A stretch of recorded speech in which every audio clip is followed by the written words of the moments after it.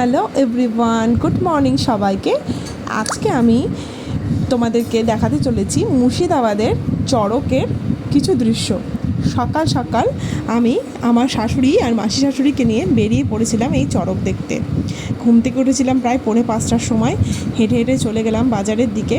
ব্যাস, এখানে দেখো তোমরা দেখতে পাচ্ছ যে দৃশ্যটা, সেটা হলো এটাকে কালীর নাচ বলে, হাজরা নাচও বলে।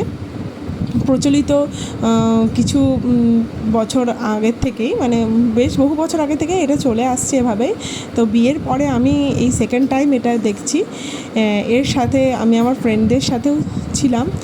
এটা দেখতে মানুষের খুব উৎসাহ, প্রত্যেকে অনেক দূর দূর থেকে এটা দেখতে আসে এবং প্রত্যেকের এই জিনিসটা দেখতে খুব ভালো লাগে। সকালবেলা ঘুম থেকে উঠে বেশ সবাই চলে যায়, লাইন দিয়ে দাঁড়িয়ে দেখে।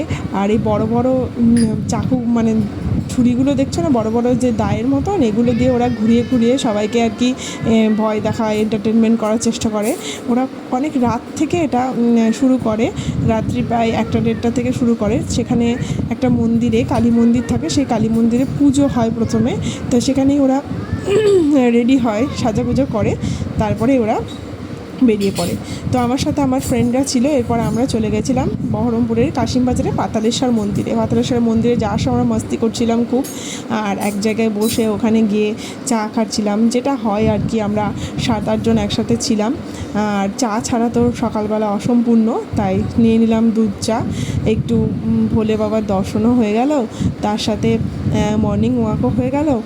আর ছবি না তুললে সেটা সম্পূর্ণ থাকে না, তাই এই যে আমাদের গ্রুপ একটা ছবি, আরও গ্রুপে আমাদের অনেকে আছে, কিন্তু এখানে সবাই নেই। আমরা যতজন মিলে সকালবেলায় যেতে পেরেছিলাম সেই ততজনই গেছিলাম, আর বেশ মজা করে কেটেছে। ভালো লাগলে লাইক করে দিও।